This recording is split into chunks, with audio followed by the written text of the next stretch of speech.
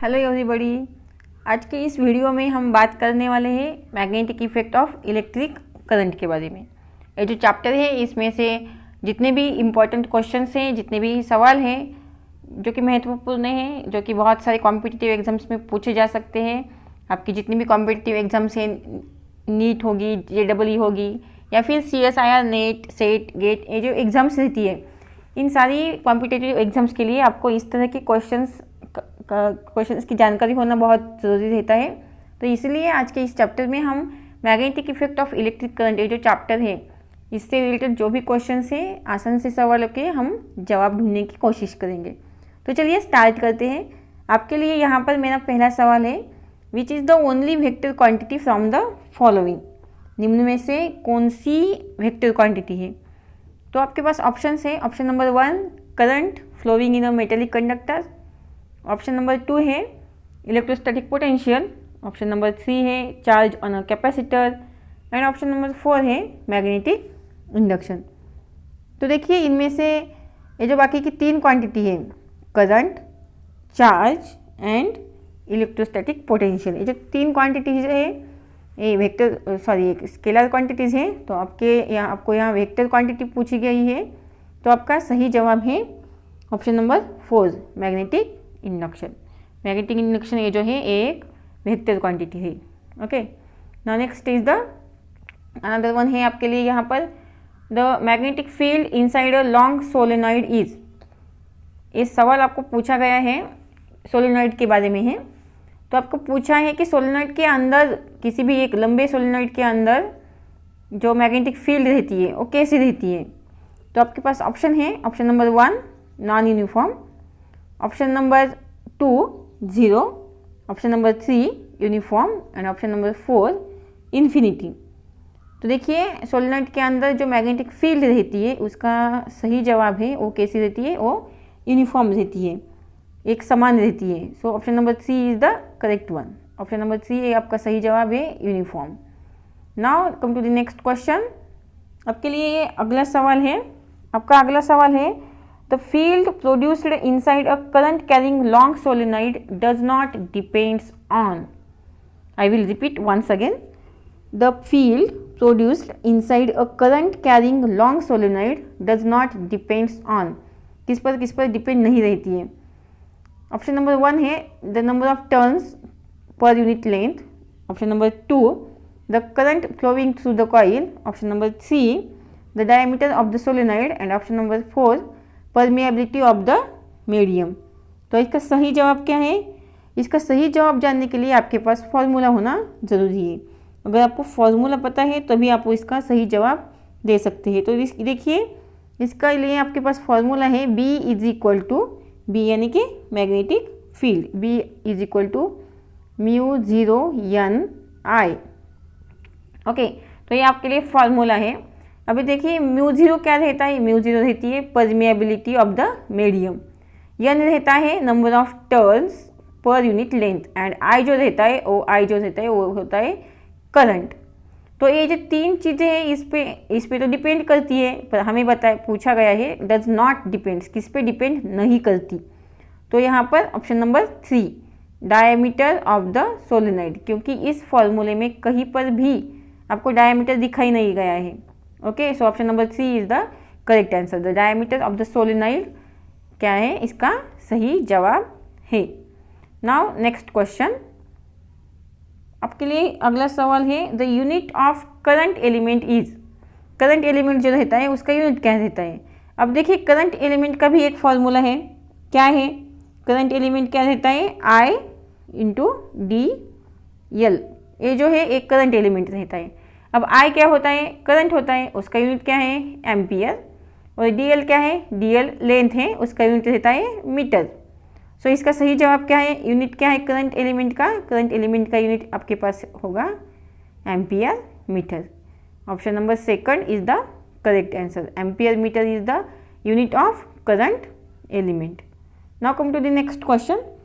आपके लिए अगला सवाल है, amperes law is similar to. Ampere's law जो रहता है वो किससे सिमिलर है? तो देखिए ऑप्शन नंबर 1 है फैराडेज लॉ, ऑप्शन नंबर 2 है Gauss theorem in electrostatic, option number 3 है joules law and option number 4 है किरचॉफ्स लॉ, राइट। ये 4 आपके पास ऑप्शंस हैं। आपको जानना है कि इनमें से एम्पियर्स लॉ किससे सिमिलर है। तो इस सवाल का जवाब जानने के लिए आपको ये जो 4 ऑप्शंस दिए हैं, 4 लॉ दिए गए हैं, उन लॉ को जानना ज़रूरी है। अगर आपको ये लॉज पता नहीं है तो आप इसका आंसर नहीं लिख सकते, ध्यान में रखिएगा। तो इसका सही जवाब है option number 2, Gauss theorem in electrostatic. Option number 2 is the correct answer. Amperes law जो रहता है वो गॉस लॉ से सिमिलर रहता है।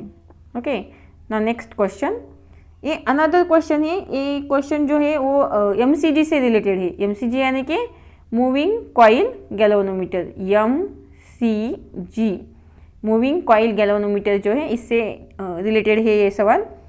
देखिए इसके लिए आपके पास 4 ऑप्शन हैं। ऑप्शन नंबर 1 है थर्मोइलेक्ट्रिक इफेक्ट, ऑप्शन नंबर 2 है the magnetic effect of electric current, option number 3 है the heating effect of electric current, और ऑप्शन नंबर 4 है टेंजेंट लॉ इन मैग्नेटिज्म।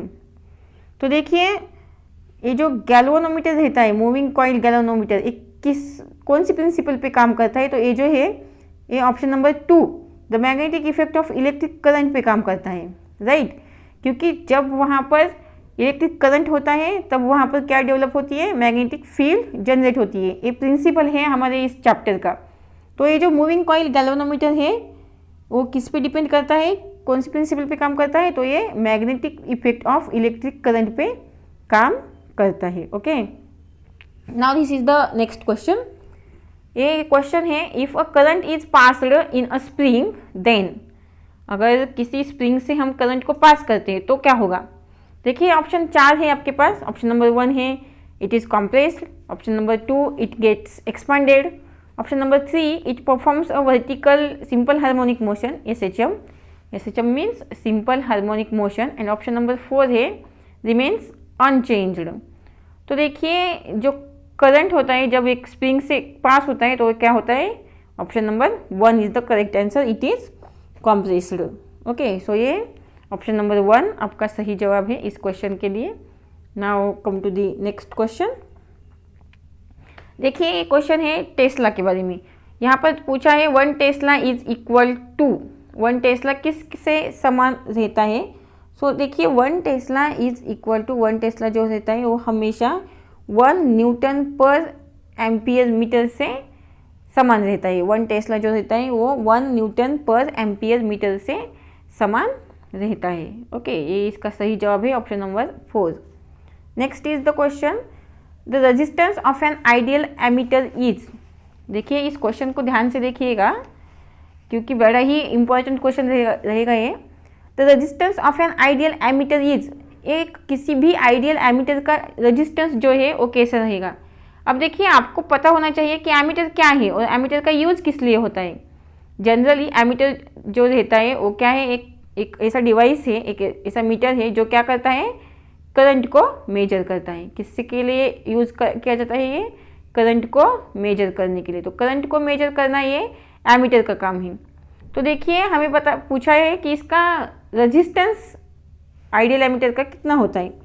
तो आपके पास 4 ऑप्शन है। पहला है infinity, second one is the very large, third one is very small and fourth one is the 0। तो देखिए हमें करंट मेजर करना है। करंट मेजर करने के लिए आपका जो रेजिस्टेंस रहेगा एमीटर का वो कितना चाहिए? ऑब्वियसली वो 0 चाहिए, राइट। क्योंकि अगर वो इन्फिनिटी हुआ, बहुत ज़्यादा हुआ, तो क्या होगा?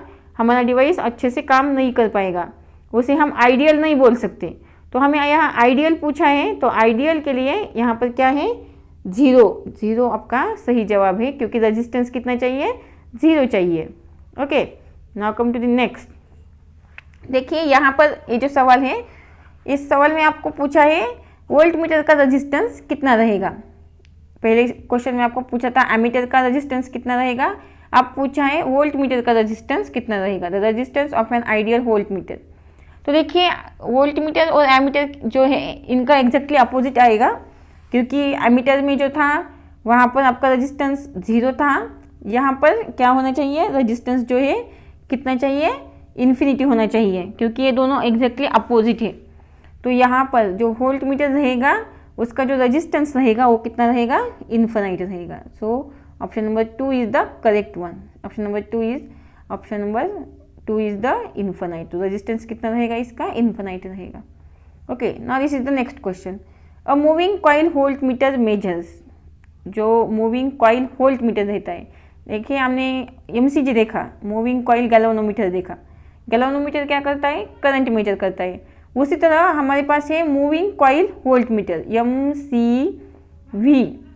तो मूविंग कॉइल वोल्ट मीटर क्या करेगा, इसके लिए आपके पास 4 ऑप्शन है। It measures, option number 1 only AC voltage, option number 2 only DC voltage, option number 3 both AC and DC voltage, option number 4 the secondary voltage of a step down transformer. तो इसका सही जवाब है जो मूविंग कॉइल वोल्ट मीटर रहता है MCV, वो क्या मेजर करता है, वो सिर्फ DC वोल्टेज मेजर करता है। तो option number 2 is the correct one, it measures only DC voltage. Okay, now come to the next question. This is the another question. इस क्वेश्चन में पूछा है a tangent galvanometer is use to measure. देखिए galvanometer कौन सा भी हो, galvanometer का काम क्या है, इसका काम पता होना ज़रूरी है। देखिए गैल्वेनोमीटर जो है वो एमीटर की तरह काम करता है, क्योंकि ये इसका यूज़ हम किस लिए करते हैं, इसका यूज़ हम करंट को मेजर करने के लिए करते हैं। सो इससे भी हम क्या यूज़ करते हैं, इससे हम करंट मेजर करते हैं गैल्वेनोमीटर से भी। तो यहाँ पर जो आपको ऑप्शंस दिए हैं क्या क्या मेजर करने के लिए है, आपके पास ऑप्शन है क्या क्या मेजर करता है ये, EMF, tangent of the angle of deflection, electric charge and electric current. So आपका कौन सा सही जवाब है, आपका सही जवाब है option number 4 electric current. Okay, तो टेंजेंट गैल्वेनोमीटर रहेगा वो क्या मेजर करेगा, इलेक्ट्रिक करंट मेजर करेगा। Okay, now this is the another question. A cyclotron is a device which generally use to. देखिए ये क्वेश्चन साइक्लोट्रॉन के बारे में है, आपको साइक्लोट्रॉन की वर्किंग और प्रिंसिपल पता होना चाहिए, किस तरह से साइक्लोट्रॉन काम करता है। तो देखिए साइक्लोट्रॉन जो रहता है आपको पता होना चाहिए कि साइक्लोट्रॉन एक क्या है, साइक्लोट्रॉन को हम पार्टिकल एक्सेलरेटर कहते हैं। क्यों पार्टिकल एक्सेलरेटर कहते हैं, क्योंकि ये पार्टिकल को एक्सेलरेट करता है, राइट। साइक्लोट्रॉन को हम पार्टिकल एक्सेलरेटर भी बोलते हैं। तो देखिए यहाँ पर आपको सवाल पूछा है cyclotron is a device which is generally use to, किस लिए यूज होता है। Option number 1 accelerate negative ions, accelerate positive ions, accelerate both positive and negative ions, keep the charged particles along a circular path of constant radius। सो मैंने आपको बताया कि ये किस लिए यूज़ होता है, ये पार्टिकल को एक्सेलरेट करता है। लेकिन ये जनरली बहुत से जो साइक्लोट्रॉन है वो सिर्फ पॉजिटिव आयंस को ही एक्सेलरेट करते हैं, नेगेटिव आयंस को ज़्यादा तो एक्सेलरेट नहीं करते। तो इसका सही जवाब क्या है, it accelerate positive ions only। Okay, now come to the next. Now this is the another question. This question is also about the cyclotron। cyclotron machine के बारे में ही एक क्वेश्चन है। तो ये देखिए यहाँ पर क्या पूछा है, which one of the following cannot be accelerated by a cyclotron। देखिए मैंने बताया कि साइक्लोट्रॉन क्या है, पार्टिकल एक्सेलरेटर है, वो पार्टिकल को एक्सेलरेट करता है। तो यहाँ पर पूछा है कि which one of the following cannot be accelerated by a cyclotron। यहाँ पर जितने भी पार्टिकल्स दिए हैं इन पार्टिकल्स में से ऐसे कौन से पार्टिकल्स हैं जो साइक्लोट्रॉन से एक्सेलरेट नहीं होते। तो आपके पास ऑप्शन हैं, option number 1 proton, option number 2 electron, option number 3 neutron और ऑप्शन नंबर 4 अल्फा पार्टिकल्स। तो देखिए हमने पिछले सवाल में देखा कि प्रोटॉन को क्या है, प्रोटॉन पॉजिटिव चार्ज होता है और वो उसे एक्सेलरेट करता है। तो इसका सही जवाब जो है वो है न्यूट्रॉन। जो साइक्लोट्रॉन रहता है वो न्यूट्रॉन को एक्सेलरेट नहीं करता है, किसी भी हालत में न्यूट्रॉन को साइक्लोट्रॉन एक्सेलरेट नहीं करता। क्योंकि न्यूट्रॉन पे जो है कोई भी चार्ज नहीं होता है, वो न्यूट्रल होता है। तो इसलिए साइक्लोट्रॉन न्यूट्रॉन को एक्सेलरेट नहीं करता है। Okay, now next question, this is the another question. एक क्वेश्चन है which one of the following is likely to have the largest resistance. नीचे में से जितने भी ऑप्शंस दिए हैं इन सारे ऑप्शंस में से सबसे ज़्यादा लार्जेस्ट रेजिस्टेंस किसका रहेगा। Option number 1 moving coil galvanometer. Option number 2 है ammeter of range 0 to 100 ampere. A copper wire of length 1 metre to 2 millimetre. And third one है voltmeter of range 0 to 10 volt. Okay, तो देखिए हमने पिछले भी कुछ एमसीक्यू देखे हैं, उनमें बताया है कि लार्जेस्ट रेजिस्टेंस किसका रहता है। देखिए अगर गैल्वेनोमीटर और एमीटर का रेजिस्टेंस ज़्यादा होगा तो काम नहीं कर पाएंगे अच्छे से, तो आपके पास जो है वोल्ट मीटर रहेगा। वोल्ट मीटर का जो रेजिस्टेंस रहेगा वो कैसे रहेगा, सबसे हाई रहेगा, राइट। वोल्ट मीटर का रेजिस्टेंस सबसे ज़्यादा रहेगा, तो option number 4 is the correct answer. Volt meter का जो रेजिस्टेंस होता है वो क्या होता है, सबसे ज़्यादा होता है। Okay, now this is the another question.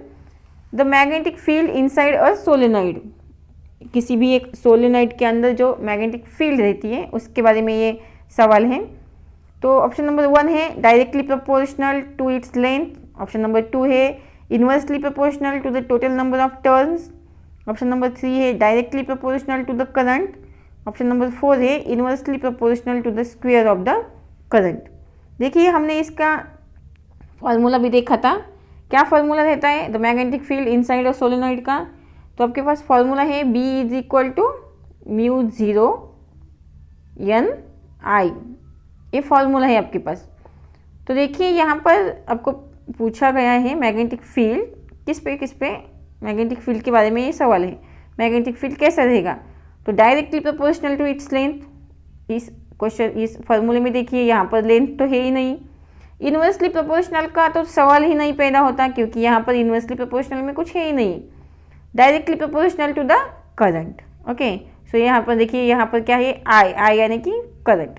सो ये डायरेक्टली प्रोपोर्शनल है किससे, करंट से। सो आपका सही जवाब क्या है, the magnetic field inside a solenoid is directly proportional to the current. एक करंट से डायरेक्टली प्रोपोर्शनल रहती है। So option number 3 is the correct one. Now next question, this is the another question. सो ये क्वेश्चन है the time period of a charged particle undergoing a circular motion in a uniform magnetic field is independent of its। देखिए इस cyclotron के बारे में ही question है। जो टाइम पीरियड रहता है साइक्लोट्रॉन का, यानी कि उसमें जो चार्ज पार्टिकल सर्कुलर होता है साइक्लोट्रॉन में। अगर आपको साइक्लोट्रॉन की पूरी जानकारी है तो मैं आपको बता दूं कि साइक्लोट्रॉन में क्या होता है, पार्टिकल एक्सेलरेट होता है और वो सर्कुलर मोशन में यहाँ से वहाँ घूमता रहता है साइक्लोट्रॉन में। तो उस पर उसमें जो मैग्नेटिक फील्ड रहती है वो किस पर डिपेंड होती है और किस पर इंडिपेंडेंट होती है। तो ये जानने के लिए आपके पास फॉर्मूला होना ज़रूरी है। तो देखिए टाइम पीरियड का फॉर्मूला क्या रहता है, T is equal to, time period का फॉर्मूला है T is equal to 2 pi m divided by q into B. तो ये फॉर्मूला है आपके पास टाइम पीरियड का। देखिए 2 और पाई तो कांस्टेंट है, m जो होता है वो मास होता है, तो ये मास पे डिपेंड है। हमें इनडिपेंडेंट पूछा है, डिपेंड नहीं, हमें इंडिपेंडेंट पूछा है। तो मास पे डिपेंड है, चार्ज पे डिपेंड है और मैग्नेटिक इंडक्शन पे डिपेंड है। तो ये किस पे इंडिपेंडेंट है, ये स्पीड पर इंडिपेंडेंट है। तो देखिए यहाँ पर कहीं पर भी स्पीड नहीं पूछी गई है, बताई नहीं है। तो स्पीड पर ये क्या है, इंडिपेंडेंट रहता है। जो टाइम पीरियड होता है, सर्कुलर टाइम पीरियड रहता है किसी भी पार्टिकल का सर्कुलर मोशन करने का, वो स्पीड पे इंडिपेंडेंट रहता है। Okay, now come to the next question. This is about the ampere's law. हमें पूछा है कि एम्पियर्स लॉ कैसा इक्वेशन है, एक वेक्टर इक्वेशन है, स्केलर इक्वेशन है, क्वाड्रेटिक इक्वेशन है या डिफरेंशियल इक्वेशन है। तो इसके लिए आपको एम्पियर्स लॉ पता होना चाहिए। देखिए एम्पियर्स लॉ का इक्वेशन क्या रहता है, एम्पियर्स लॉ का इक्वेशन रहता है integration B dot dl is equal to μ0 I। Okay, μ0 I capital I यानी कि करंट। तो ये जो है ये एम्पियर्स लॉ का इक्वेशन है, B into dl is equal to μ0 I। तो देखिए कैसा इक्वेशन है, एक वेक्टर है क्या, नहीं, क्योंकि वेक्टर होता तो इसमें क्रॉस प्रोडक्ट आता, राइट। जब ऐसा क्रॉस प्रोडक्ट आता है तो हम इसे वेक्टर क्वांटिटी कहते हैं।